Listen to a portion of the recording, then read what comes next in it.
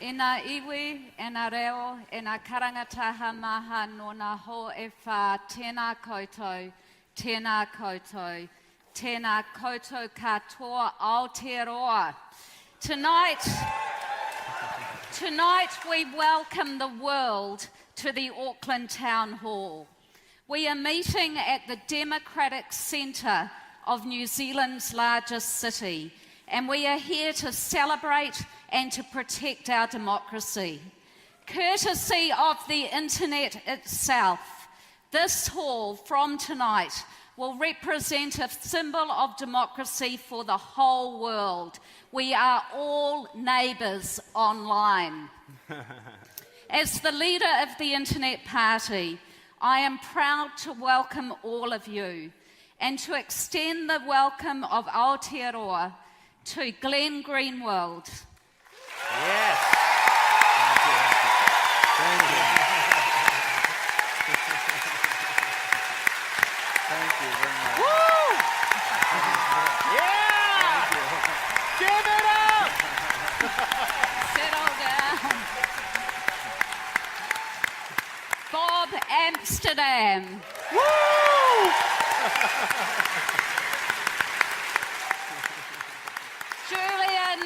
Julian Assange. Woo!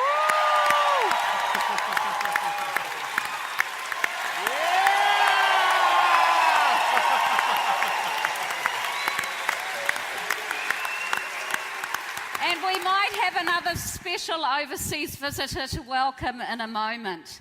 To Kim.com.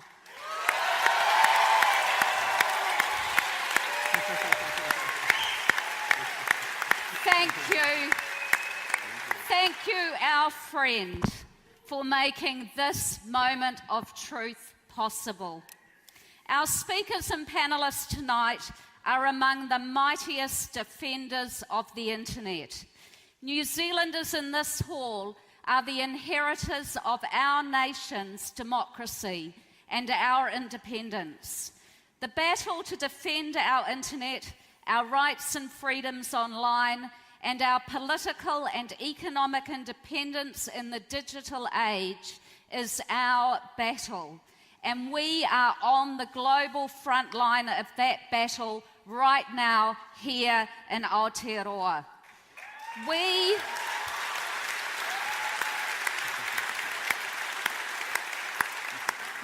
in New Zealand know what it means to lead the world in the interests of human rights and freedoms.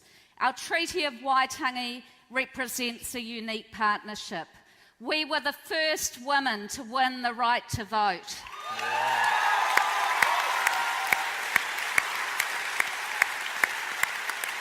The first workers to organise and win a 40-hour week. Yeah. The first voters to vote for and demand a welfare state.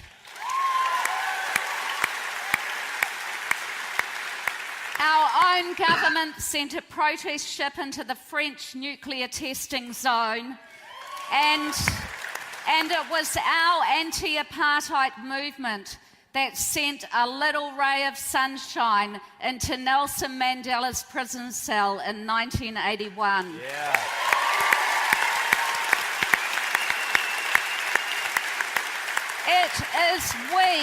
It is we New Zealand who declared ourselves nuclear free, house by house, town by town, and forced our government to follow suit. Each time difficult and disruptive people, academics and journalists have spoken truths that the powers that were did not want to hear. Each time it has been the persistence of a few that has been transformed into movements of the many. And it is those movements, those victories, that define more than anything else what it means to be a New Zealander. Now it is our turn again. Tonight we will hear from Glenn Greenwald, Bob Amsterdam, Kim.com, Julian Assange, and perhaps another very special visitor. Whānau, I would like you to join me in welcoming again our guests and our panel.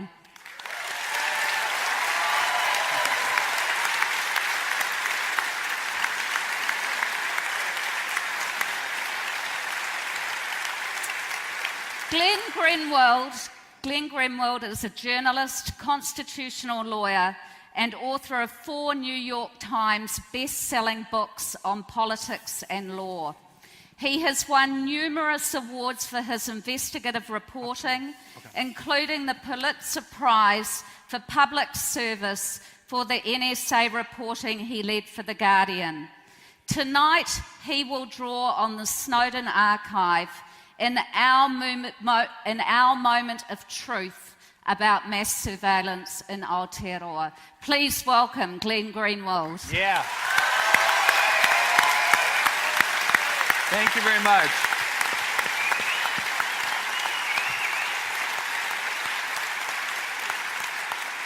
Thank you so much. Thanks to everybody for coming tonight, and thank you so much as well to the Internet Party for organizing such an impressive event and inviting me to speak. I am extremely excited to be here, and by here I mean both this event and New Zealand generally. I've only been here for a very short period of time, 96 hours, but it has been very eventful. And there has been a lot that has happened in that short period of time, but there are 3 episodes that I have found particularly extraordinary since I've been here that I just want to highlight because I think it has some important meaning for what we're here to talk about and for the upcoming election. The first really extraordinary event is that, it is not all that common to arrive in a country and within less than 24 hours, literally, find oneself being publicly maligned and attacked by the nation's head of state using the most adolescent epithets imaginable.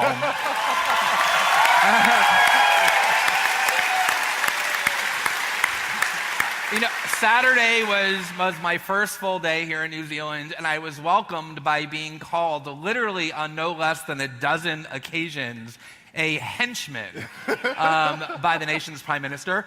And today, earlier this morning, he descended even a little bit further into the muck by crowning me a loser. Something that I don't think I've been called since I was like 14 years old. So it brought back a lot of really good memories. And the really amazing thing about it is I have done reporting over the last year and couple of months on the NSA and on global surveillance as a result of the documents that were furnished to me by my source, Edward Snowden, and the New Zealand government certainly is not the first government that has disliked the reporting that we've done. And they're not even the first government that has tried to distract attention away from the substance of the disclosures by trying to attack the journalists personally in order to discredit the journalism. But what is unique about New Zealand is that in every other country where that was done, it wasn't the head of state that actually spouted those insults. They get underlings or representatives or minions to do it because generally heads of state are very concerned about appearing dignified and statesmanlike.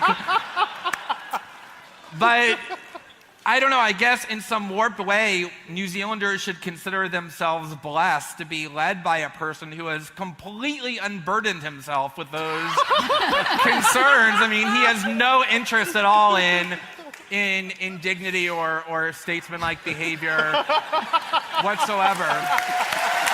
And,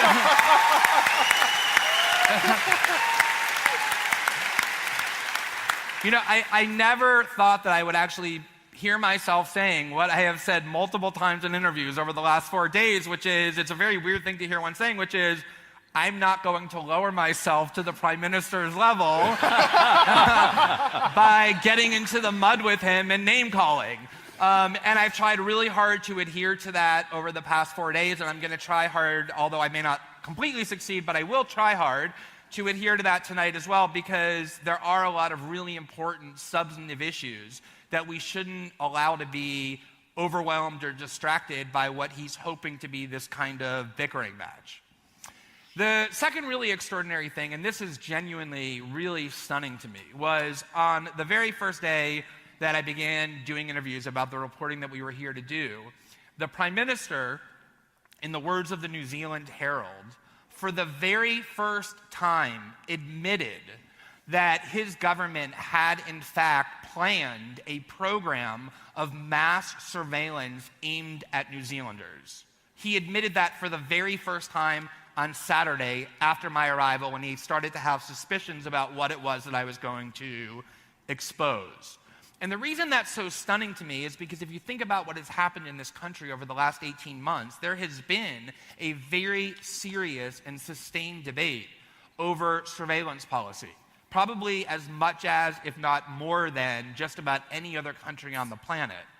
It began with the revelations that the government had illegally spied upon the communications of a legal resident of New Zealand, Kim.com, as well as several dozen other, at least, citizens and legal residents.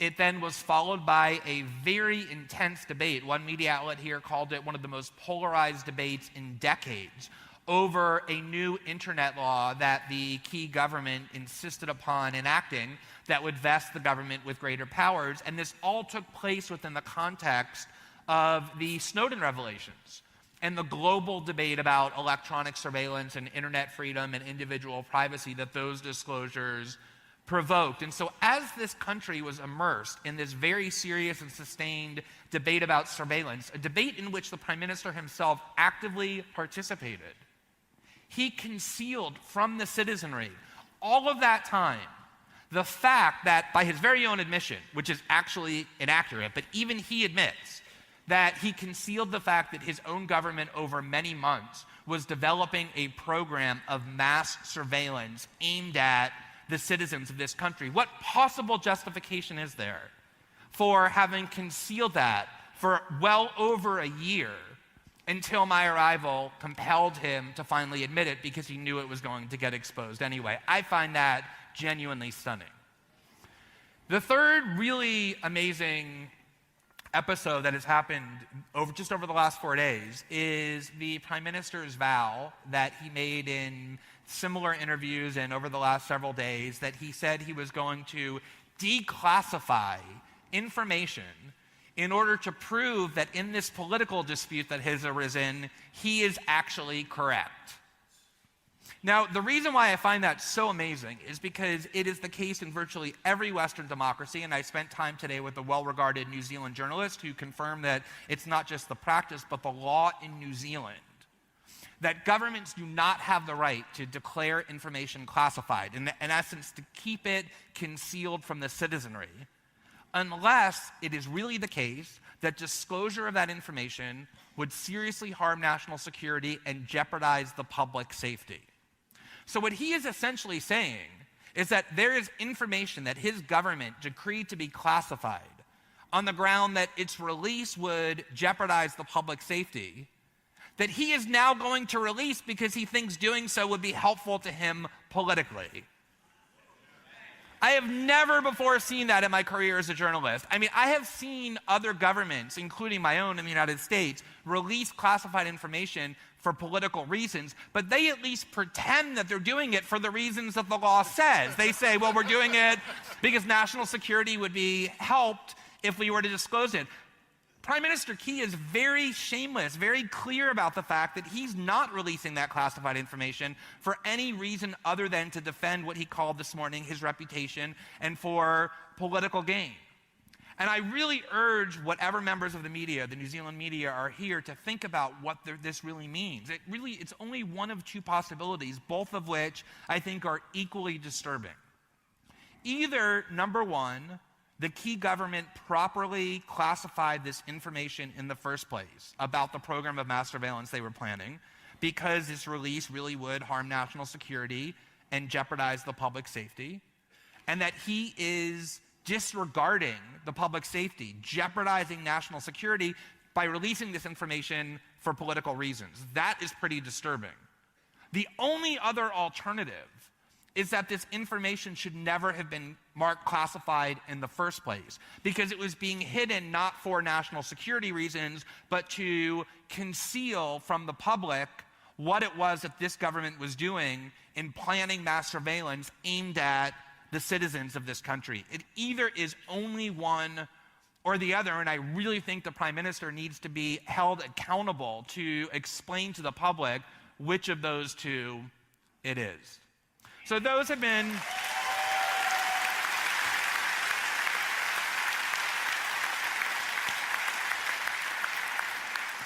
the sort of the three most stunning and extraordinary episodes that I've encountered. There are lots of other ones, but I had to pick the three most. I want to spend a little bit of time talking about a question that I've heard a lot over the last 4 days, which is, why am I here? Why am I in New Zealand doing this reporting in the lead up to this national election? And I just want to quickly address a couple of conspiracy theories that I have heard repeatedly tossed about, not by random internet users, or at least not only by random internet users, they've certainly tossed them about, but by the government of New Zealand itself. The first one being that I am here because I have a compelling interest as a foreigner to interfere in the election and to manipulate the outcome. Now, I say this with the utmost respect for the great nation of New Zealand, whose natural beauty I've heard so much about and which I've always wanted to visit. But I promise you, as an American citizen who has spent the last 10 years living very far away in Brazil, I have spent very little time studying the domestic political disputes that take place in New Zealand. And I have never evinced any interest at all in shaping the outcome of which political party here ends up acquiring power. The idea that I got on a plane and flew 40 hours across more time zones than I can count because I suddenly developed this urgent desire to manipulate the outcome of New Zealand's election is, I would think, a theory so frivolous that no one could really say it with a straight face.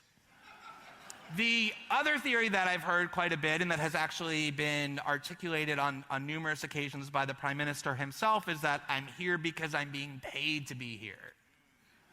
Now, the reality is that when I was invited to come and speak by the Internet Party, they contacted me and they said, I know it's a big ask, it's really far away, but we would love for you to come and speak. As an expert on surveillance, as somebody who's done a lot of reporting, we will pay you your standard speaking fee and we'll pay your expenses. And I said, look, I think it would be better for you not to pay me at all. Just take the standard fee and donate it to a charity that we agree upon. And we've looked at a couple.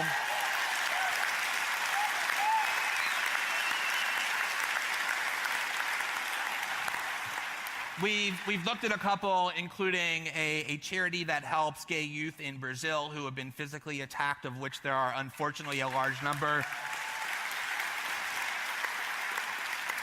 And others, but let me be very clear. Contrary to the Prime Minister's unbelievably reckless accusations, I have not been paid and will not be paid a single penny for my travel here or my participation in this event or for any of the reporting that I'm doing here.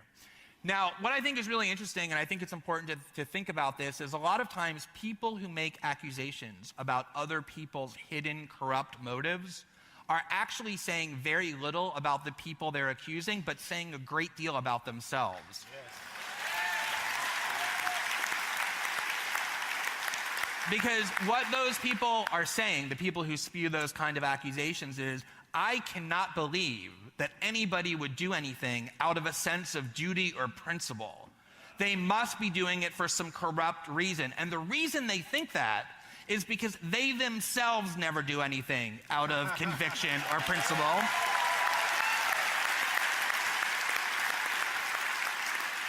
And so they believe that everybody else is plagued by the same pathology of soullessness that plagues them. The reason that I'm here in New Zealand is actually very simple.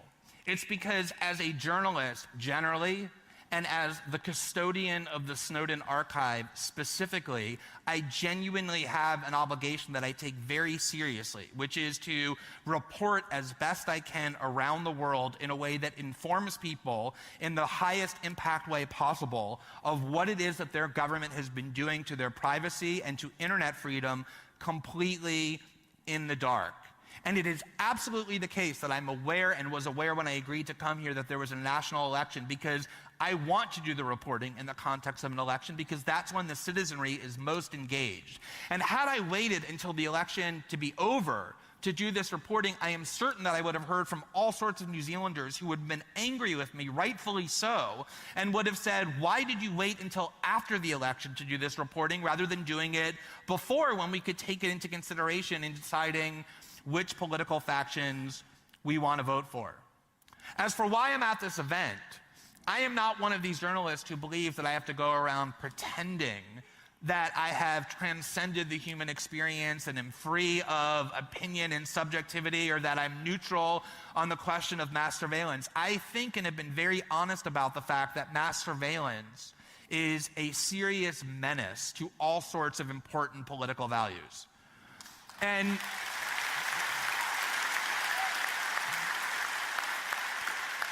I am thrilled that there is somebody in this country who is willing to support and fund a party, and thrilled that there are so many people in this country who want to be part of a movement devoted to defending internet freedom and individual privacy and opposing mass surveillance. And I'm thrilled that there's an event like this that brings so much public attention to that issue, and really proud to participate in an event like that and see it not as contrary to my role as a journalist, but as a pure affirmation of that role, to come and take advantage of a platform like this to reach as many New Zealanders and as many people around the globe as I can about this vital information that Edward Snowden has allowed us to have about what this government has been doing in secret and systematically deceiving the public about.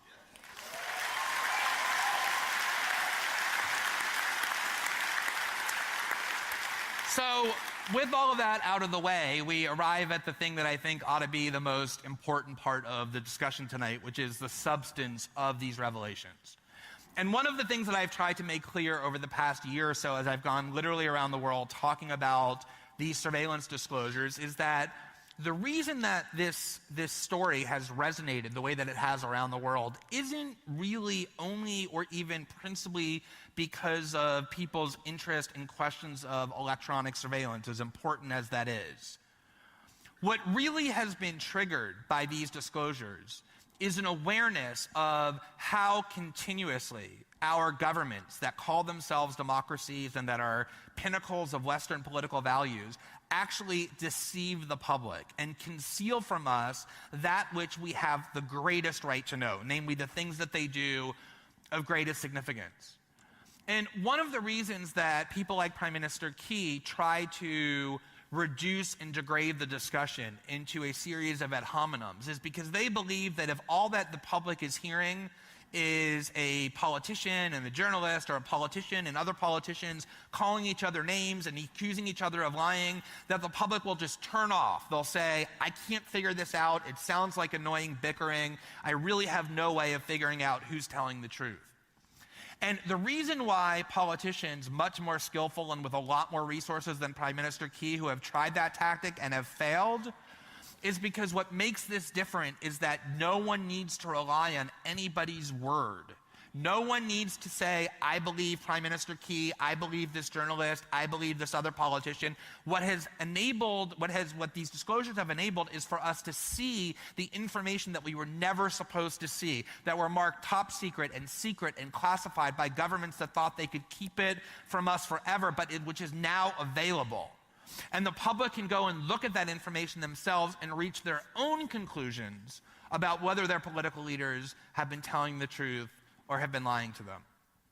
And one of the things we did today in the article that we published at The Intercept was publish the relevant documents about what the Key government was actually doing with regard to mass surveillance aimed at New Zealanders. And what we also published separately was an article by my very heroic source, Edward Snowden, who states categorically that the Prime Minister of this country has been fundamentally deceiving the citizens about whether the GCSB and the New Zealand government are engaged in mass surveillance. And let me, before I discuss a little bit of that evidence, just say one word about Edward Snowden. People have different views of the actions that he undertook. In the United States, polls show it's 50-50 people who consider him a traitor or a hero, but around the world in most countries, including the country in which I reside, Brazil, and in large European countries like Germany, he is overwhelmingly considered a hero. But put aside whatever your views are on the actions that he undertook, even his harshest critics have not been able to say that anything that he has claimed about surveillance is either unreliable or untrue. His record of accuracy, that the things that he has said have proven to be true, is almost entirely pure and complete and 100%. When he makes statements, he is meticulous about ensuring that his credibility as a surveillance expert is maintained. And I hope that his accusations about Prime Minister Key's false statements are understood in that context. Now, I just want to talk about three primary areas in which the Key government has radically misled and deceived the New Zealand citizenry, because the evidence is now available now that we've published it this afternoon. And I don't make that accusation lightly. As a journalist, I understand that I can't go around making those kind of claims and maintaining my credibility unless I have the evidence to back it up and that it's absolutely true. And in this case, I can categorically and with great confidence say that it is. So,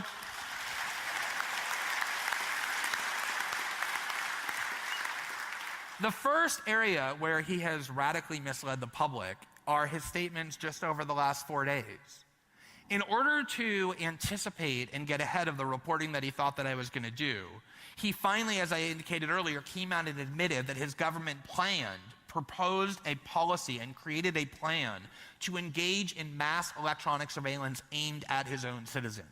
But what he said when he finally admitted this was only a proposal. It was only a business plan. It was simply an idea of the kind that governments throw around all the time, but it never got implemented and it never got approved because I, Prime Minister Key, when I learned about it, intervened and said, no, this goes too far and this cannot happen.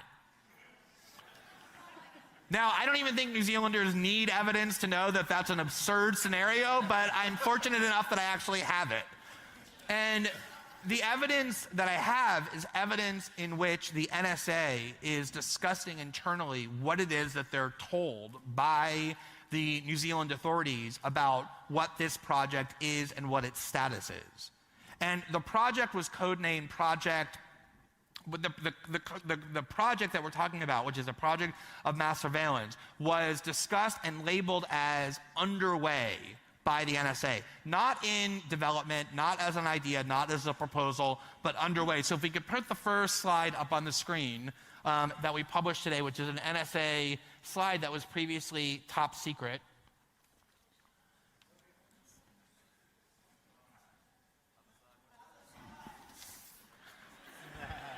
Project Speargun underway, just as I said, which is an October 2012 internal top secret document about the GCSB produced by the NSA. Now, if we can look at the next slide, which is from fiscal year 2013, the very beginning of 2013. The next slide. This is a list of activities in which the NSA's partners are engaging in to increase what the NSA calls access to data. Under New Zealand, it says, Partner Cable Access Program achieves Phase 1. Phase 1 of that policy has been completed as of the beginning of 2013. So you have a program that is actually underway, Phase 1 of which is now actually completed. Phase 1 involves access to the cables that connect New Zealand to the rest of the world and that transmit internet data. So for Prime Minister Key to stand up and say, oh, this was just a mere proposal, it's the kind of idea that gets tossed around but it was never actually implemented, the documents that we published today and the reporting that we did makes clear that that is an outright falsehood. This was a program that was officially embraced and adopted and implemented and steps taken to bring it into reality. Now, the second area in which his statements have been remarkably untrue is probably the one that I consider to be the most important. I have spent a lot of time over the last 3 or 4 months as I've done the reporting on New Zealand, paying great attention to the debate that took place in this country over the proposed new internet bill that was introduced by the key government and that passed by a mere 2 votes in Parliament, 61 to 59 in August of last year. And the reason that that debate fascinated me so much was because, as I said earlier, it was, as you know, incredibly polarizing. There were mass public protests against this new internet bill. And the only way that the key government got the public to agree to accept this bill and got the parties in Congress to pass it by 2 votes was because Prime Minister Key said over and over unequivocally, this law does not give us any new powers. It does not allow us to engage in metadata collection. It does not allow us to engage in mass surveillance. Because he knew that if the public was aware that this bill actually did that, it would never have passed. So in order to get it passed, he told the public over and over, this bill is essentially harmless. It just restates what we've already had the power to do in a clearer way and provides added safeguards. Internally, however, the key government was saying exactly the opposite. What they were saying was, in order for us to do this program of tapping into the cables and doing mass metadata collection, we need one thing. We need to have this new law passed because that new law will empower us to do this type of mass surveillance for the very first time. And if we look at the next slide, another one of which we published today, it describes what this cable program was supposed to be. And it says, GCSB's cable access program, Speargun, phase 1, which we saw in the prior slide, has been completed. It says, awaiting new GCSB Act, expected July 2013, first metadata probe mid-2013. The New Zealand government's position privately was the exact opposite of what they were saying publicly. Their position privately was that the bill would give them, for the first time, the power to engage in mass surveillance aimed at New Zealand citizens. There were legal experts who were saying that. Prime Minister Key insisted that they were wrong, that it would do nothing of the kind, and these documents show that he was not telling the truth. And what I hope that anyone in the New Zealand media who is here or listening will do is to ask Prime Minister Key this question. He has said and admitted that his own government was preparing a policy of mass surveillance in late 2012 and early 2013 prior to the enactment of this law. But any program of mass surveillance during that time before this law was passed would have been illegal. It was against the law before this law was passed for the New Zealand government to spy on its own citizens or to engage in mass surveillance. Leading to the question, why was his government proposing and designing and implementing mass surveillance programs, which by their own reasoning was against the law? And the only answer that he can give and that he will give is he will say, well, we were expecting the law to change. We were expecting this law to pass that would then allow us for the first time to do that. But unfortunately for him, that is exactly what he denied the law would do over and over and over again to get this law enacted. Now, the last area that I just want to cover is the area where I think his deceit is clearest, and that is on the question of whether or not the GCSB engages in mass surveillance and whether or not New Zealand citizens are subject to mass surveillance, propositions that he has vehemently denied both in the last 4 days and over the last 18 months. And what I would urge everyone to do is to go and read the article that was written today by Edward Snowden, in which he describes not documents that he's seen, but actual firsthand experiences that he has had as an analyst at the NSA, including stationed in Hawaii, which entails the Pacific region and Asia, much of which is the same overlapping activities that the GCSB engages in. And he talks about how he has seen and interacted with enormous amounts of metadata about the communications activities of New Zealand citizens, much of which has been contributed and analyzed and processed by the GCSB. Exactly the kind of mass surveillance that Prime Minister Key not only vehemently denied was being done, but which he promised he would resign if it were determined his government were actually engaging in.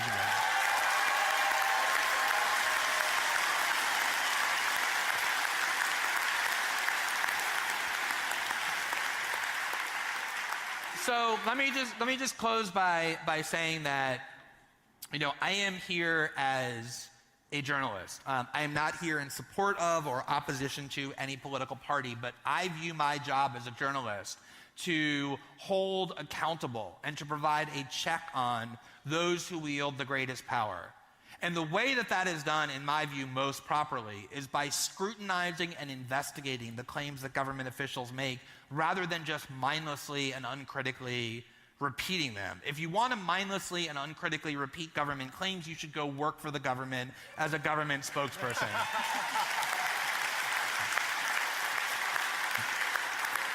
And, whatever else you think as a member of the media or as a citizen of New Zealand, there is no question that very serious questions have been raised that the Prime Minister Key should have to answer, including why is it that he only for the first time this weekend revealed these plans? How is it that he could possibly legitimately declassify information that is only being declassified in defense of his political interest? And why is it that internally his government continuously said that this law vests them with exactly the powers that he told the country it would not vest him with in order to induce passage of the law? So I think those are a lot of meaty questions that I hope New Zealand journalists force him and confront him with and require him to answer in the next 5 or 6 days leading up to the election. So with that, I thank you very, very much.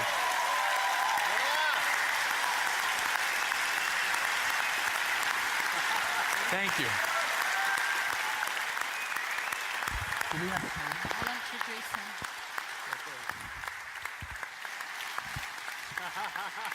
Well, beat that, Sean Plunkett. Yeah. Ladies and gentlemen, since we started this panel, we have been joined by a former NSA subcontractor whose disclosure of thousands of documents revealed the scale of global surveillance on a level never imagined before, generating global indignation over the theft of individual privacy under the pretense of national security. Without Edward Snowden, the world may not have learned the extent of NSA and Five Eyes international surveillance, including PRISM.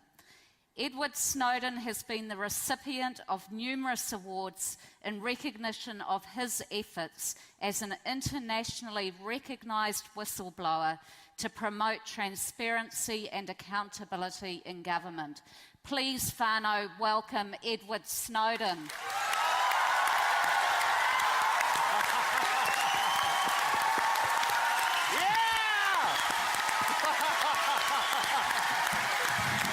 Hello, New Zealand.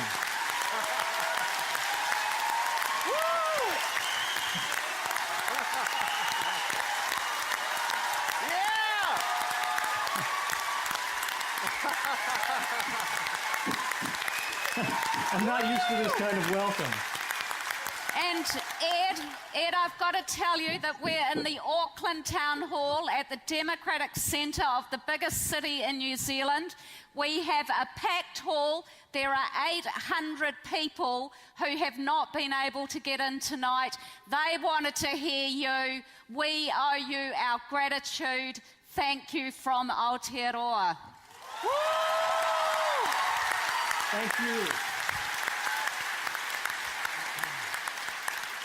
And now I think your old mate Glenn has a few questions to ask you. I do. The journalist in me will never die, and when I see Edward Snowden, I need to start asking questions. If I could actually get one thing in there, I just want to point out, it was interesting that you said the town hall event's taking place in Auckland, because we're talking about mass surveillance, we're talking about everything that's going on, and the fact that the Prime Minister has denied that there is no mass surveillance in New Zealand, that these are only cyber protection programs, and even though they were contemplating them, they never went forward. He heroically put a stop to this at the 11th hour, and none of us know what's going on. But there are actually NSA facilities in New Zealand that the GCSB is aware of, and that means the Prime Minister is aware of. And one of them is in Auckland. Another one is in the north of the country, but I'll leave it there. Glenn, please go ahead. Yeah, so...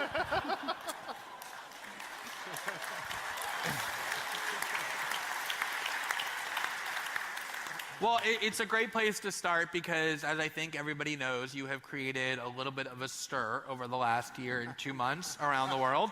But you have specifically created a stir here in New Zealand with the article that you wrote over the last several days for The Intercept that was published just a couple of hours before we convened here, in which you made some very strong statements about the ongoing evolving debate taking place here in New Zealand, including your statement that for multiple reasons, Prime Minister Key's claims about the GCSB not participating in mass surveillance, New Zealanders not being subjected to mass surveillance are, as you called them, false statements. Could you talk about, based on your own personal experience working within the NSA and the Five Eyes infrastructure, what your basis is for those conclusions? Right, absolutely. I think one of the key things to get out in the beginning is to say, when the Prime Minister is making these statements about there is no mass surveillance, people can disagree about what this is, what it's not. You're always entitled to your own opinions, but you're not entitled to your own facts. When the bulk collection of private citizens' communications, emails, text messages, location data, metadata, calling records, what you order online, what you buy, who you talk to, who you love, what you do, when these things are collected by any arm of government without an individualized, particularized suspicion of wrongdoing, on the individual level, that is a violation not just of rights on the national level, but of human rights that are not given to us by government, but are inherent to our nature. And so when he says this isn't occurring, I think what's happening... Thank you. I think what's happening is a careful parsing of words. He's saying this isn't mass surveillance, even though, GCSB is collecting all of your information, they're sharing it with NSA. NSA is doing it and then providing that same information to us, so we don't have to do it domestically. We don't have to collect it domestically. We just get to search their copies of our citizens' data. He's saying it's not surveillance because as long as, in these trillions of records that are collected, not every single record is read by a human being when they come in the morning like it's email. But even that is not entirely true, and it's inaccurate in many ways. So when I worked at the NSA, my last position was as an infrastructure analyst. You can think of it as sort of a state-sponsored hacker, where what you do is you look at network infrastructure, you look at routers, you look at all the connection points, you look at companies, and you look at targets around the world, and you figure out how their networks work, how they fit together, and how to break into them. You're basically sort of a burglar casing the joint. That was when I realized the absolute scale of how deep this went. Because when I was doing this, I would see the communications of individuals from around the world. I could be looking at a system in Japan. I could be looking at a system in Germany. I could be looking at a system in New Zealand.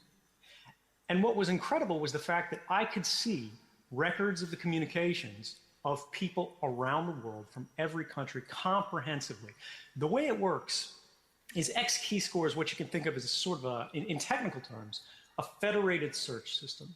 What it means is the NSA, along with the Five Eyes sort of alliance, which includes New Zealand as a significant part of it, to put a system of sensors around the world. You can think of these as tapping devices. Some of them are cable taps. Some of them are well, what's been reported are cable taps so far, so let's leave it there. But there's a network of sensors around the world where it's racks of equipment. They don't have to be at telecommunications providers. The Southern Cross gentleman said, there's no way this could happen. We would know if it happened. We would see it. We would have evidence of it. We would have to be complicit with the government. There's no way to tap a fiber optic cable without us knowing about it and without it taking our cable down. But we've seen over the last year, the NSA has done this around the world. in countries that we're allied with and countries that we're not. So I would have to ask that gentleman, what makes your company unique out of every telecommunications provider in the world that you would know when the GCSB, when the NSA are tapping your lines and no one else can? But the key is you've got this network of sensors around the world, and then I, sitting at the NSA in Hawaii, come in the morning, I type in my search. I look for, let's say I want to read John Key's email. I enter his email address, and it sends that search to every one of these sensor networks around the world. And they search their local database of metadata and content. The content of all communications that pass through these sites is held for about 3 to 5 days, depending on the storage, and it's constantly going back further and further in time as we gain more capability. So I can see everything. I can see what book you looked at Amazon.com, last week. I can see who you talked to. I can see who your friends on Facebook are. I can see the text messages you sent. I can read the emails you wrote. And I can set up things that are called fingerprints that allow me to track where you've been on the web, who you're talking to, even if you're using sort of anonymizing technology and so forth. Now, what's interesting about these sensor networks is when I'm typing in this search for an email address, I say where in the world, which of these sensors I want it to go to. And I know that there's mass surveillance happening in New Zealand because one of those checkboxes, one of those sensor networks, is in New Zealand. So when John Key or anyone in the New Zealand government says there is no mass surveillance in New Zealand, and they wave cyber protection programs around or whatever they want to call it, they talk about Project Cortex, they're distracting from the main question. When a journalist hears, oh, there's no mass surveillance in or in New Zealand, they need to follow up, they need to press, and they need to say, Mr. Prime Minister, what about X key score? What about the GCSB's involvement in X key score? What about New Zealand's involvement in the X key score mass surveillance program? And to this day, he said, I won't talk about this. I won't talk about this because it's related to foreign intelligence. But is it related to foreign intelligence if it's collecting the communications of every man, woman, and child in the country of New Zealand? And maybe the people of New Zealand think that's appropriate. Maybe they think that they want to sacrifice a certain measure of their liberty and say, it's okay if the government watches me, I'm concerned about terrorism, I'm concerned about foreign threats. We can have, people in every country make that decision because that's what democracy is about. That's what self-government is about. But that decision doesn't belong to John Key or officials in the GCSB making these decisions behind closed door without public debate, without public consent. That decision belongs exclusively to the people of that country. And I think it's wrong of him.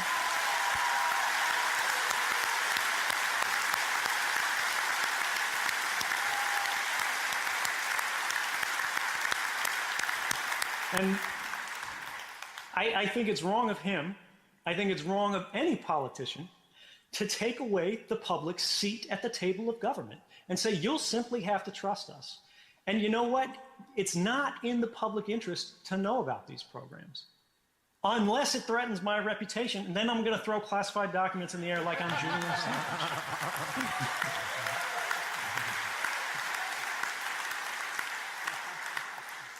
No offense there, Julian. So Ed, if I could, just to be very clear about one particular point, can you say definitively, based on your firsthand work with X-Keyscore and other mass surveillance programs, that within the Five Eyes Alliance mechanisms, there are large amounts of indiscriminate metadata about the communication and other online events of New Zealand citizens? And does the GCSB, separately as a question, contribute in any way, analytically or otherwise, to that collection of data? Yes, absolutely. There's no question about it. There's not just metadata, although people like to talk about just metadata, and metadata is extraordinarily intrusive. As an analyst, I would prefer to be looking at metadata than looking at content because it's quicker and easier and it doesn't lie. If I'm listening to your phone call, you can try to talk around things, you can use code words, but if I'm looking at your metadata, I know which number called which number. I know which computer talked to which computer. And yeah, that exists comprehensively for all of the Five Eyes allies, for all of their network-enabled sort of partners, for all of their telecommunications providers and things like that that are overseas that have a strong national connection. They create sort of what they call commercial relationships, corporate relationships that allow them to do this. And specifically, yes, the GCSB not only uses X-Keyscore, they have expanded it. They've contributed to its development. They've proposed algorithms and those sort of fingerprints that are used to track people and targets. And that's a tremendously concerning thing for any public, particularly when these decisions about whether or not intelligence agencies should cross the gap between targeted surveillance based on judicial warrants, based on limited collection that's necessary and proportionate to the threat faced, and sort of leaving the intelligence agencies to their own devices and say, hey, if you guys want to watch everybody in the country, that's fine. Just tell us what you want to do and you'll pass the law, or we'll pass the law for you. And I think that's another key. We talk about this GCSB Act of sort of August of last year. And we go, if the Prime Minister is so comfortable revealing this information this week, why didn't this happen last year when it was being debated? Why was it not relevant to the public interest when it was our rights on the line? But suddenly it's critical to get this information out there when it's one man's reputation on the line. And that's a question that I think needs to be answered.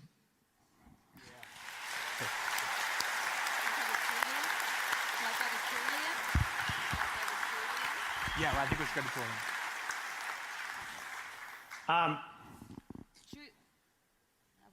But to just clarify on that, X-Keyscore does involve both the metadata and content collection for individuals in New Zealand. That's without question. Citizens of New Zealand have their private communications in this database, and people in the GCSB, people in the NSA, people at the Canadian CSEC, people at GCHQ, in the UK and DSD, in Australia, they all have access to these communications. And while they are theoretically constrained by policy, and I do believe they try to use these policies appropriately to manage them, they aren't really overseen. We don't know what they're doing. It happens in the dark without any accountability and without any public say in how these programs are operated or if they should exist at all. And it's very concerning when a foreign intelligence agency like the National Security Agency can propose a law to be put in place in New Zealand for the GCSB, which is the August law that was passed last year. And the GCSB can start basically proposing programs that are unlawful at the time they're being considered and say, hey, pass a law to make this legal, and we're going to go ahead and put this out here immediately. Why are they considering programs that are not legal? You know, these are things that the public has not just the right to know, but the responsibility to know, because how can the government have the consent of the governed if they don't know what's going on? You know, consent has to be informed to be meaningful, and I think that is the problem that we're seeing in New Zealand today. It doesn't matter necessarily if there's mass surveillance in New Zealand, if the people said that's what they want, but for it to have been concealed, and for the highest officials in government to have been party of that, and now to be changing their story day after day after day about what they knew, when they knew, and why it happened, this should cause everybody to be asking questions, not just about, you know, what's going to come out next, what are we going to learn, you know, what have we been lied about, but more importantly, what are we going to do about it? The reality is, everyone in New Zealand's private communications are only protected by a single checkbox, a checkbox that says, please don't show me results from people in New Zealand. And that does exist in X-Keyscore. You know, these intelligence services do have the opportunity to say, I don't want to see this. But after you run one search and you don't get the results you like, you uncheck the box and you're allowed to then see everything. So the question becomes, is it right for our governments to have the opportunity to know everything about us, even if we're not suspected of any wrongdoing, to collect everything about the most private details, the most intimate details of our lives, without us having any knowledge of it, without us having any say over it, without us having a vote on it. And then to play politics with it, but when it becomes a matter of public interest.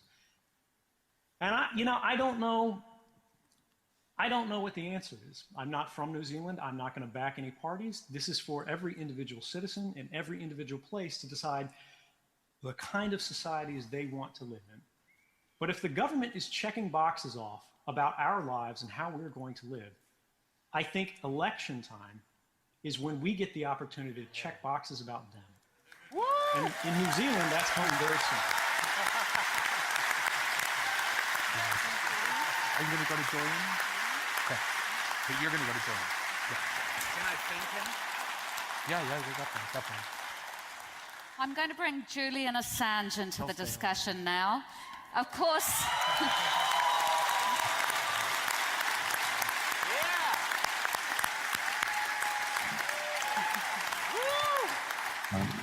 Julian is best known as the founder of whistleblowing website WikiLeaks. He is one of the world's most prominent internet activists, has redefined freedom of information on the internet. He is personally responsible for exposing war crimes and many, many abuses of power around the world. That is what made him a target of the US government.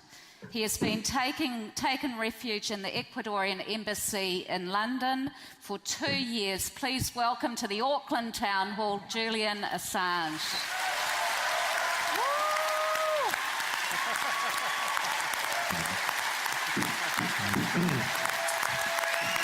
Thank you, New Zealand. Can you hear me? We can hear you. Right. You might be able to hear, as I speak, a rather loud banging sound. You'll be pleased to know you're quite popular has acquired, here. it seems, the flat underneath the embassy and are busy tunneling, believe it or not, right at this moment. We actually tried to buy the flat underneath to expand the embassy, but it was blocked, rather mysteriously. So first of all, I'd like to thank Glenn for excellent presentation, and I'm very pleased Edward could make it.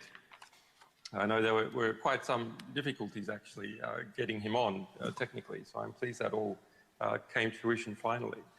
But I thought we should put things in a bit of context, because a lot of detail has been gone into tonight, and sometimes it's hard, sometimes we lose our way in seeing what sort of society that we're evolving into and how this development has come about. First of all, New Zealand has a very important historical contribution to the understanding of the Five Eyes Intelligence Alliance and mass surveillance.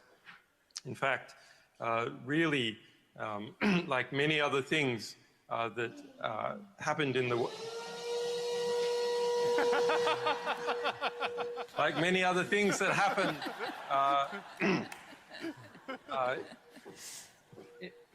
that happened in the world, New Zealanders were there first, and Nikki Hager was in fact a great New Zealand journalist who's become a good friend of mine, was there first back in the 1990s with his book Secret Power, which exposed National Security Agency and GCSB activities as they were then in the 1990s. And subsequently, of course, Australians like me have been taking the credit for this groundbreaking work that Nikki has done. New Zealand is part of the Five Eyes Alliance, and it's easy to become confused as to what that means. The Five Eyes Alliance is not an alliance of nations. It's not an alliance of Christian English-speaking nations of the United States, Canada, New Zealand, Australia, and the United Kingdom. It is an alliance of intelligence agencies operating within those 5 nations. Now, it's often presented as if those 5 nations have come together and decided they want to engage in mass surveillance of the rest of the world in order to empower their citizens the most, geopolitically and in terms of terrorism and foreign intelligence. But in fact, because, as Edward and Glenn have said, there has not been informed consent by those 5 nations, it is insiders from within the deep state, as we would call it in political science, collaborating with each other to maximize their own power in this equation. And while once we could have considered this significant but not a crucial matter that starts to affect the structure of society, that's no longer true. The level of mass surveillance, as it has increased over the past 10 years, is something that is now at the level where it must inevitably affect the structure of our society domestically and the structure of our international order. Glenn and Edward and others have revealed abuse after abuse and lies by John Key and others in that area. But if we look at simply the scale of the activity, we now have a situation where every single person who has access to the internet, which in New Zealand is essentially every single person, is being affected. Sometimes we think a claim about a general phenomena is a claim about the air or the sky or the nature of our universe. And it is so general that we think we cannot be affected by it. It is a claim that seems that there's nothing we can do about it. You may recall that Stalin once said, perhaps apocryphally, that one man's death is a tragedy, but the death of a million men is a statistic. But I have been one of those people. I have been, and it's in the Edward Snowden documents, a target of the NSA on an NSA manhunting list. WikiLeaks has been, as recently as 2012, a target of GCHQ, and it's in those same documents. Kim.com in New Zealand has been a target of GCSB unlawfully. And no doubt most of the people presenting on this panel tonight in the run-up to this presentation have been some kind of target. How do we know that we're targets? Well, we're specialists in this area. So we're able to understand and find out this information and see that we have been individually targeted. But for people who are not specialists, they rely on information that has come out as a result of journalists and as a result of people like Edward Snowden, and is spoken about in generalities. What New Zealand is doing, together with the other Five Eyes nations, is to attempt to create a new structure of civilization. And I don't think that New Zealanders agreed to take part in such a radical, extremist project of putting all the foreign, at least, telecommunications of New Zealanders under a mass surveillance regime which automatically collects information on every single person. I think that is an extreme, bizarre, Orwellian future that has been constructed secretly in New Zealand. And so you might say, why is New Zealand doing this? And can New Zealand have any influence? Well, I think New Zealand, as part of the Five Eyes Alliance, is seen as a junior partner in that alliance. But in fact, it has equal status to every other nation except that of the United States. People within GCSB have become addicted to that relationship with these bigger players. And so they're happy to sacrifice the rights of New Zealanders and move the society of New Zealand in a very strange direction in exchange for membership of this international intelligence agency club. It is a network of patronage that exists internationally and operates without proper oversight of government. Even in the United States, as Glenn has shown, there is no proper oversight. So, having looked at the development of the Five Eyes Alliance over that long period of time and how governments actually behave in practice with our diplomatic cables work, I want to reiterate what Glenn has talked about specifically in relation to John Key, that this is how things are done at this level. It is all backroom deals about how to construct laws, the place of intelligence agencies and international alliances between intelligence agencies, not between countries, in the construction of those laws, how to subvert monitoring of the behaviour of intelligence agencies and their functions. New Zealand historically has shown significant will to be a more independent state. Despite its size, it is an island nation. It is able to have its own political culture. And that political culture resulted, for example, in the banning of nuclear weapons and nuclear-powered warships coming to Australia. The National Security Agency was used as a vehicle to take revenge against New Zealand, to coerce New Zealand into coming back into the acceptance of nuclear power in New Zealand by cutting off the flow of information to GCSB, or claims of doing that. But as some of you might remember, Nikki Hager showed that, in fact, that secret flow and access to this old boys club of intelligence agencies continued in the background. So we have a bizarre example there that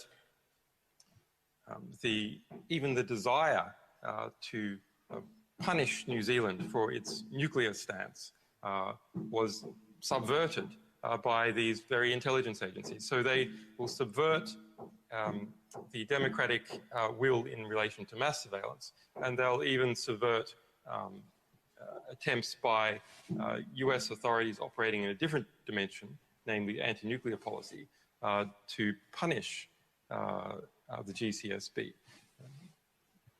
Covert intelligence agencies, by definition, are designed to operate outside proper scrutiny and outside the law. And so they cannot be trusted.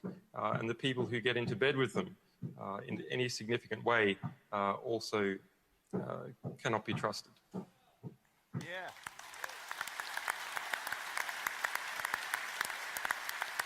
Shall I move on to you now? Shall I move on to you? Your presentation? I would just quickly like to say two things.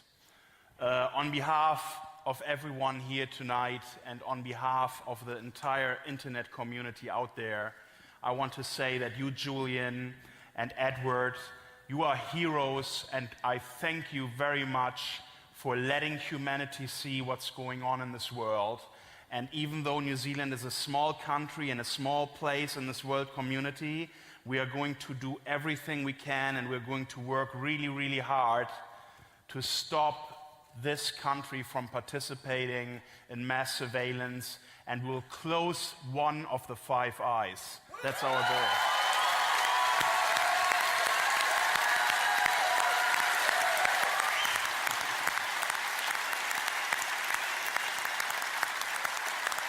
If I may just give a personal comment on Kim.com's situation. So, yes, I've been very interested in the National Security Agency and mass surveillance program for 20 years and have been writing about it in various ways over that period of time. But the situation with Kim.com in New Zealand, for me, is also personal because we share the same prosecutor and have done for a number of years in Alexandria, Virginia. You want to say hi? Woo! Didn't get us yet, huh? So I understand what is going on there, and I understand the injustice of that situation at a very personal level. We shouldn't look at the 5 eyes and the activities of the National Security Agency in isolation. This is part of a broader hegemonic agenda by these institutions, not by the United States, but by these institutions that operate in an anti-democratic way and the networks of power associated with them. Coupled together with mass surveillance is an extraterritorial move to apply certain aspects of US law to as many countries as possible. So, for example, why am I being investigated by a grand jury in the United States now for the past 4.5 years, and some of my staff as well? How is that possible? I'm not an American citizen.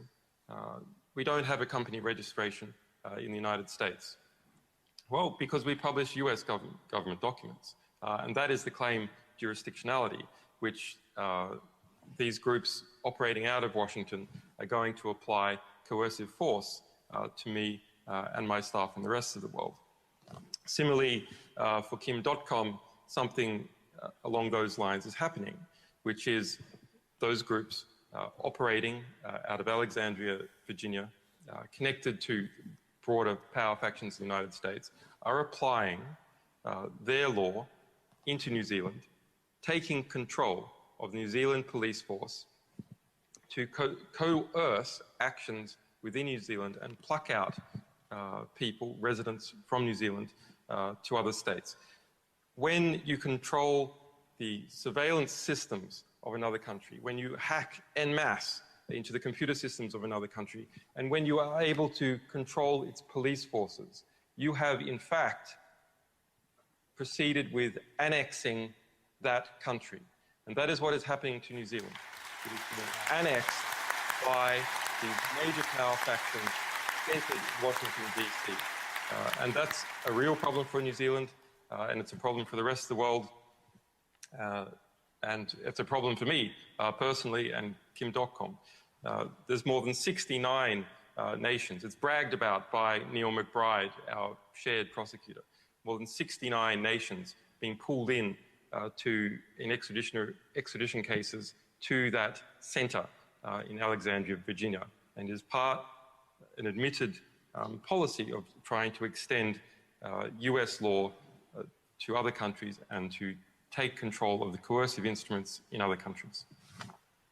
Yeah. I want to say one more thing. Thank you, Julian.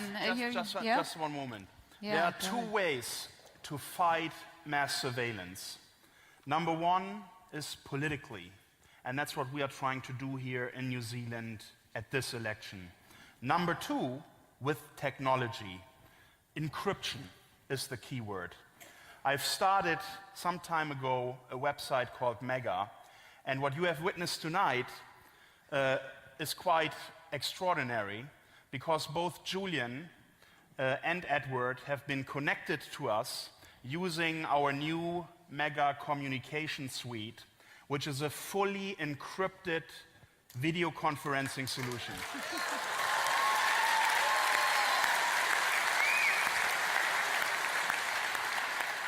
So I'm really passionate about keeping everybody's data safe. Not only can you transfer files completely privately and securely through Mega, you can now also communicate with a Skype-like client on steroids, completely safe and web-based. It's not a program you install on your computer. This runs through an internet browser.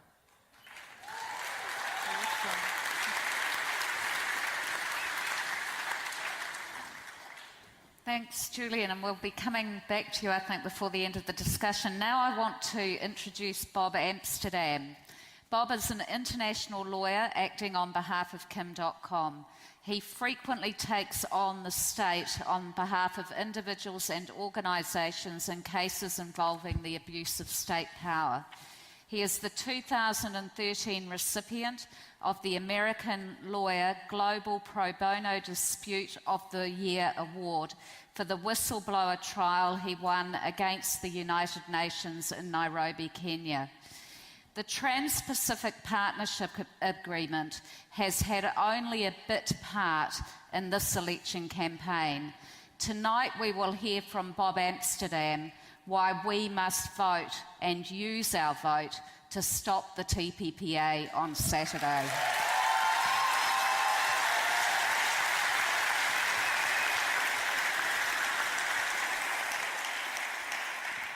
Well, look, I want to thank you very much for allowing me to speak tonight. And I want to thank you, Kim, for the privilege of representing you in what is, for me, something of a unique situation, having a political trial in a first world country. And in fact, I've been looking to try to explain what happened in this case and how a government like the Key government could behave. And you know, I went to a bookstore here, and I went to the racy section of the bookstore, and I found perhaps an answer. It's a new book about John Key, and it's called Portrait of a Prime Minister by John Ruffin. And I'm going to take a moment to read you the first paragraph. This is how the man introduces your Prime Minister. First paragraph. On a summer's evening, shortly after New Year 2014, New Zealand television news channels carried a tantalizing glimpse of the country's Prime Minister holidaying in Hawaii, playing golf with the President of the United States. In polo shirt and shorts, John Key watched his son Max sink a putt and receive a high five from Barack Obama. New Zealand's diplomats were agog. This was FaceTime beyond their dreams. How had it happened?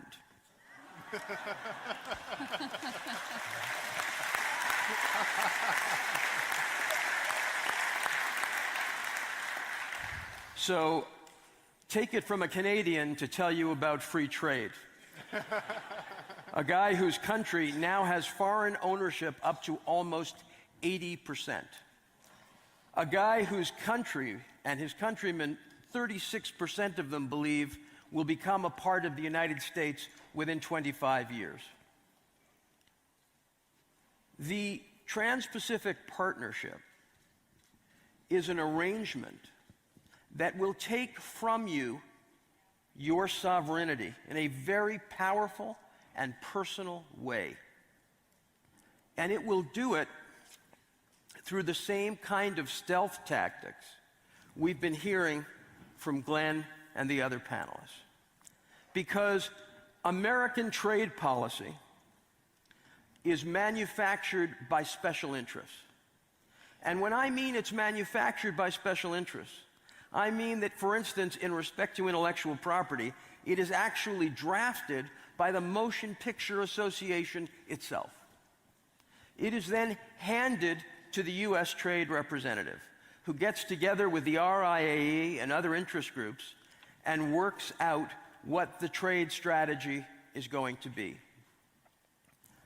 They then engage in negotiations, and if a country that is a trading partner of the United States does not behave according to U.S. standards of intellectual property protection, for instance, a Section 301 listing can be made, which impacts their ability to continue to work with the United States.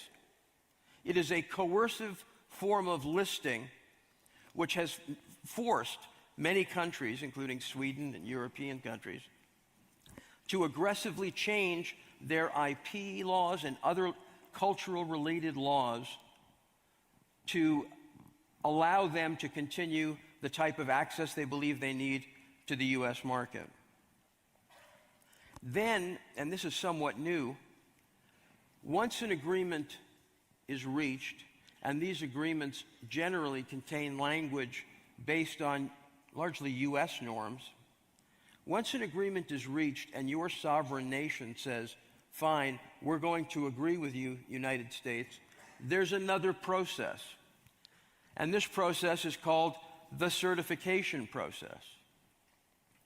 And by that I mean that New Zealand, in this case of the TPPA, would actually give up its own rights to certify compliance. That right has been ceded back to the U.S. government, which under this new congressional legislation essentially allows the President of the United States to determine if New Zealand has actually amended its laws in keeping with the agreement. And if New Zealand hasn't, then that agreement will not come into force. So in the case of Peru, for instance, we find that the U.S. government actually drafted the Peruvian legislation to allow them to enter into a trade agreement with the United States. Now, the power of these trade agreements to impact your life directly is very strong, especially when you're in a country that is marginal to the world system. Now, that may be news to John Key, who is a currency trader and gets high fives with Barack Obama. But for the rest of us who have a globe, we recognize that, in fact, China is not quaking in its boots. So the impact means that if you're a trader like John, you have a limited number of chips to give up. And I am going to make an argument here tonight to you. And I am going to say that John, with his limited pile of chips, has begun improvising. And I am going to say that one of the chips he's begun to give up is your rule of law.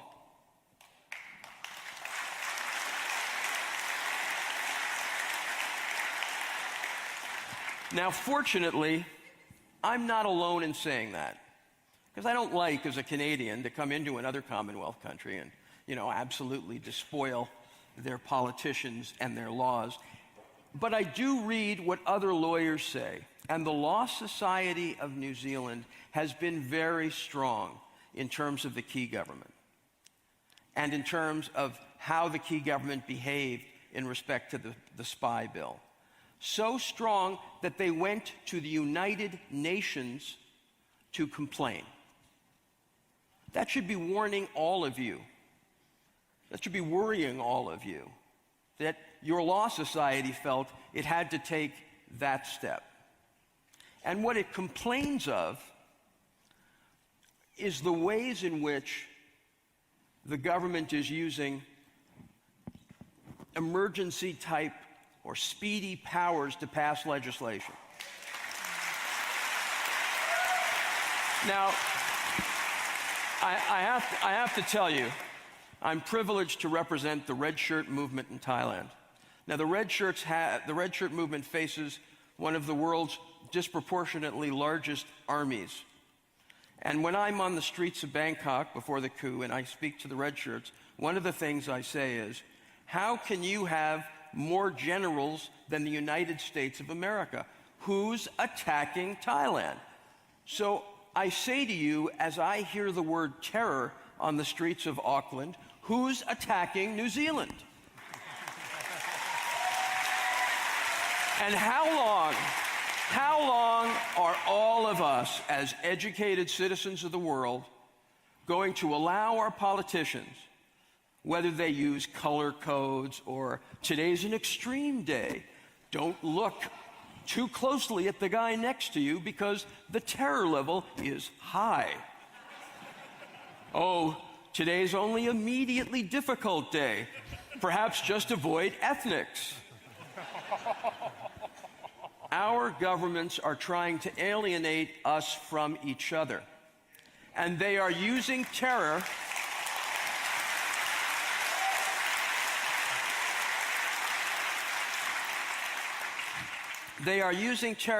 to invade our homes, to invade our internet accounts, and to engage in mass surveillance that is violative of our most basic constitutional rights.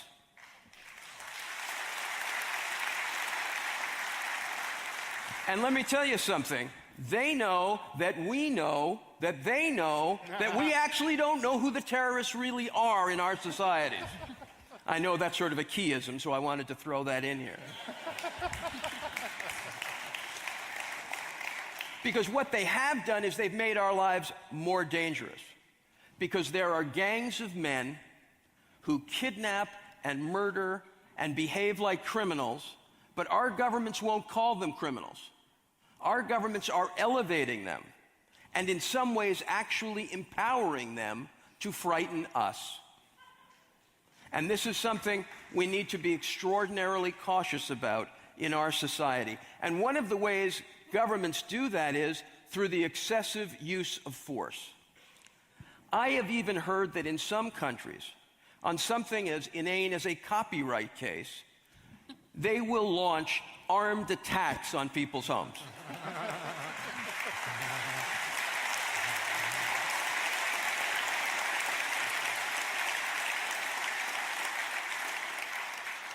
Now, in this global war on culture that has been launched by the internet industries of the United States on all of us, I'm pleased to say I represent one of the first victims, one of the major victims, Kim.com, in an extradition brought to you by the Motion Picture Association of America in conjunction with Warner Brothers. In fact, you should be aware that his indictment was actually brought to the DOJ, not the other way around. And this is something to be aware of in respect to the Trans-Pacific Partnership Agreement, because it empowers big business in a massive way. Because you see, all those businesses that are talking to the trade representative, they're very smart and they're very well funded. And they've agreed amongst themselves in all of these countries that they need secrecy so we don't get pissed off. So they've given that to themselves. They have agreed to negotiate in secret and keep their documents secret for 4 years. Now I ask you, in a democracy involving your most basic economic and socio-political needs, is that really how these critical trade agreements should be negotiated? But this is what your government has agreed to. This is how these negotiations are already taking place. So this issue that Julian has spoken about, which is the U.S. extraterritorially legislating, occurs in the trade agreements, but it also occurs in many of the new conventions internationally on legal issues that have come out as well. And there is this export of American law and the militarization of justice that has occurred that does not comport with Commonwealth values. Those of us blessed to be in the Commonwealth actually have some very important human rights doctrines that we have in addition to our own constitutions. And that is the various agreements, like the Harare Declaration, that give us expanded rights. And I would ask us all to look at those, because in respect to the situation that we're in now, we are, as Professor Yar speaks, we are in a period of moral entrepreneurship. Large corporations are criminalizing what they see as violations. For instance, infringement disputes that were heretofore civil in nature have been criminalized so that the power of the state can be directed against individuals. And the companies don't have to spend all those dollars on lawyers. Better than that, let's freeze somebody's assets so the son of a gun can't hire lawyers to defend himself. And then if an incredibly resourceful individual starts a new business after we've thrown him in jail, destroyed his life completely, and he's had to start from scratch, then we're going to go and we're going to try to seize any possible asset that guy may develop in the future. All with the passive acquiescence of the guy who does the fist bumps or the high fives with the American president.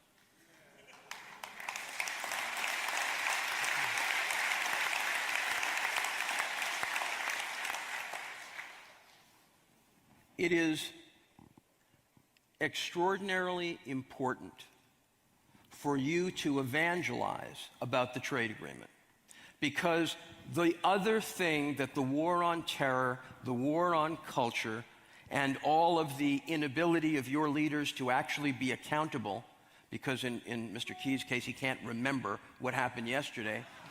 all of these things lead to something that has become known as dirty politics.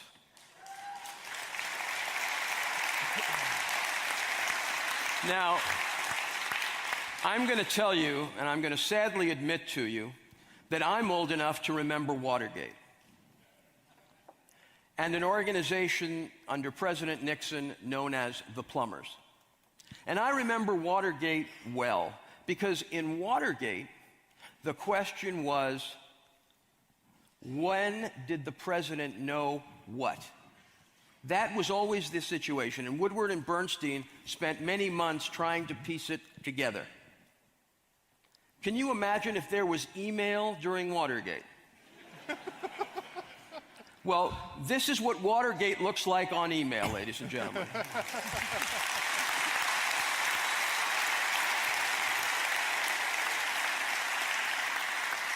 And I know that Crusher has resigned.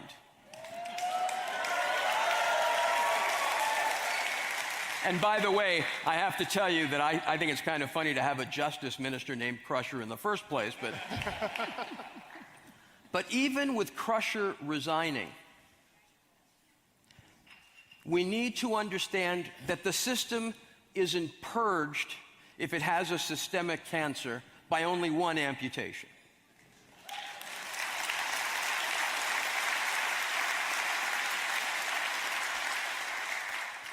We need to ask, in respect to many issues, for a royal commission of inquiry into the behavior of the Key government.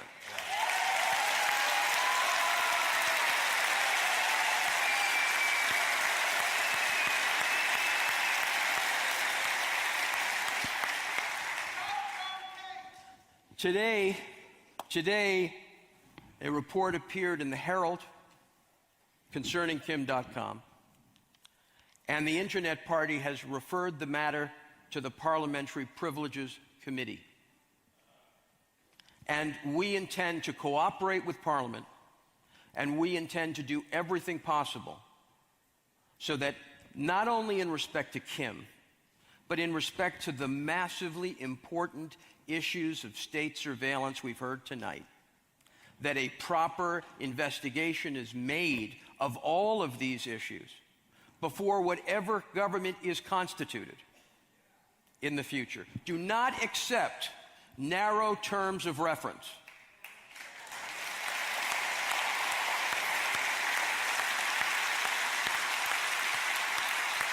Do not accept the beast investigating its own belly.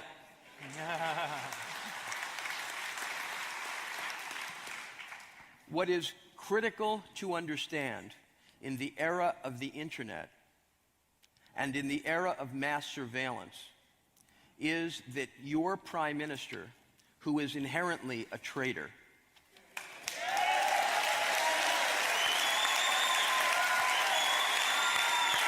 and I'm going to tell you, I'm going to tell you why I say that and why I feel he doesn't cling to fundamental principles of human rights.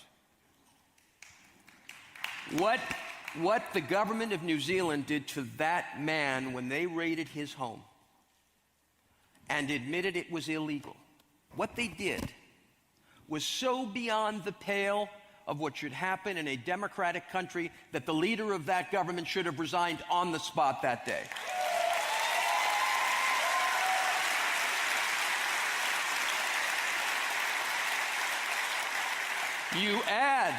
You add this incredibly political case to the mass surveillance that's been uncovered this weekend. And more importantly, for us who believe in democracy, and I know that may be a smaller, an ever smaller group, because I've even heard people on the radio say if the Prime Minister lied, well, maybe it's okay. We really need to come together and put the feet of the next government to the fire on the issues of what are our fundamental rights that cannot be traded away. And if once again, through this asymmetry of power, the party that has control of the spy agencies can use the spy agencies to get information and pull discrete information about their political opponents and then feed them to various blogs or whatnot in a coordinated campaign. If this can happen, we need law on the books that during an election period, no spying or activities can go on in respect to any New Zealander who could possibly be seen as a political competitor. Because let me tell you something about mass surveillance and about your trust in this government or any other government, doesn't matter what the party is. Even if you trust this government, history shows that when a government becomes empowered with the control of information, it will ultimately turn against its own citizens.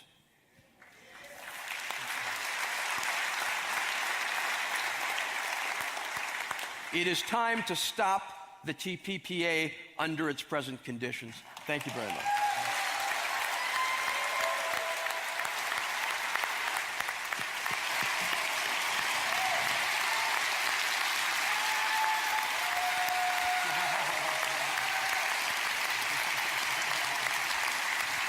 You are awesome. Thank you. This has been incredible. Thank you. Well, what an extraordinary evening. 3 modern prisoners, Kim.com, Edward Snowden, and Julian Assange in our town hall.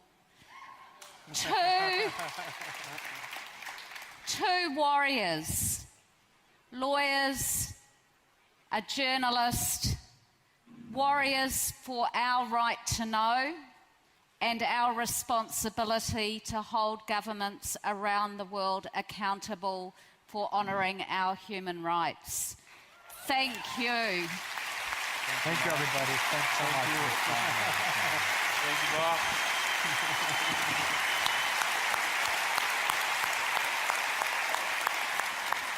You know, we don't need to set out a framework for you to interpret the evidence you have heard tonight and to consider the reaction that I am very sure you will hear tomorrow. Because Nikki Hager provided us with that framework with the launch of Dirty Politics at the beginning of this election campaign.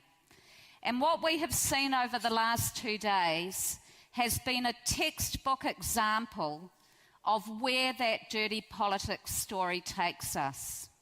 In the case of Kim.com, an example of the vilification of a person because they represent something that people in power don't approve of and reject. We need to apply our dirty politics knowledge, Nikki Hager's framework, to our analysis of what we have heard tonight and to our response when the Prime Minister begins to find his diary and make his excuses tomorrow.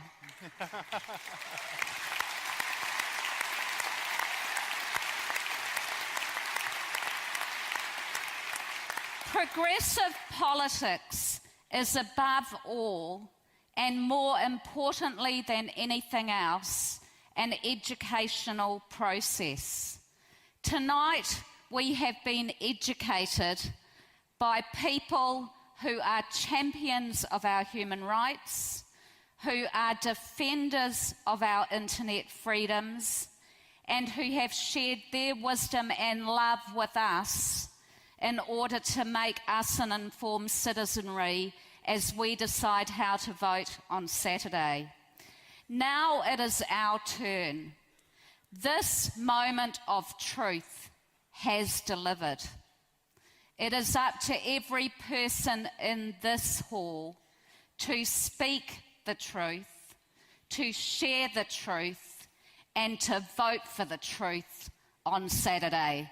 Kia ora koutou, and thank you very much for being here. Thank you.